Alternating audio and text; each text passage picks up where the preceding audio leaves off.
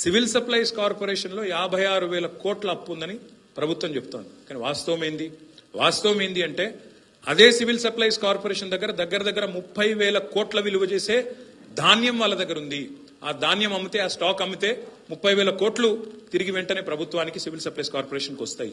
రెండవ మాట, ఆల్రెడీ అమ్మిన ధాన్యం ఫుడ్ కార్పొరేషన్ ఆఫ్ ఇండియా నుంచి రావాల్సిన పైసలు 16,000 కోట్లు ఉన్నాయి. ఆ రిసీవబుల్స్ ని, ఈ స్టాక్స్ ని రెండింటిని చూపకుండా, రెండింటి గురించి మాట్లాడకుండా 56,000 కోట్ల అప్పు, 56,000 కోట్ల అప్పని దాన్ని కూడా ఇగో ఇలా లోడ్ చేసిండ్రు. ఈ 6,71,000 కోట్లు అనే దానిలో దాన్ని కూడా మోపి లేని అప్పును ఉన్న అప్పుగా చూపెట్టి తిమ్మిని బమ్మిని చేసే ప్రయత్నం.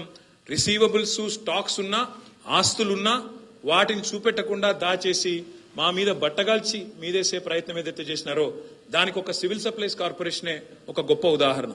ఏ రకంగా మరణించిన రైతు ఆ కుటుంబం రోడ్డు మీద పడద్దని చెప్పి రాష్ట్రంలోని 40 లక్షల మందికి మేము రైతు బీమా చేస్తే అందులో సహజ మరణాలే దాదాపు 99.9% ఉండి 1,11,000 కుటుంబాలకు ఇన్ని పైసలు వస్తే దీన్ని రాష్ట్ర ముఖ్యమంత్రి ఎట్లా వక్రీకరిస్తాడంటే, ఎంత తప్పుల తడక అంటే వాళ్ళ నివేదిక, దీన్ని పట్టుకొని 1,11,000 ఆత్మహత్యలు జరిగినాయని మాట్లాడతాడు. ఇది వాళ్ళ పరిజ్ఞానం, ఇది వాళ్ళ తెలివితేటలు. ఇట్లాంటి ముఖ్యమంత్రిని, ఇట్లాంటి ప్రభుత్వాన్ని నేను ఏమనాలి, ఎట్లా నిందించాలా, మీరు ఎట్లా దీన్ని అర్థం చేసుకోవాలా, రాష్ట్ర ప్రజలు, రాష్ట్రంలోని రైతులు మీరే ఆలోచించాలని చెప్పి నేను కోరుతా ఉన్నాను.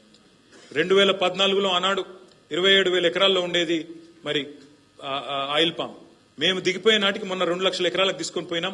మేము టార్గెట్ పెట్టుకున్నాం 2025 కల్లా 20 లక్షల ఎకరాలకు తీసుకొని పోవాలా ఆయిల్ పామ్ అని చెప్పి. దమ్ముంటే చాత అయితే ఈ పని చేయండి, చేసి రాష్ట్ర ప్రజలకు, రైతాంగానికి అండగా నిలబడండి.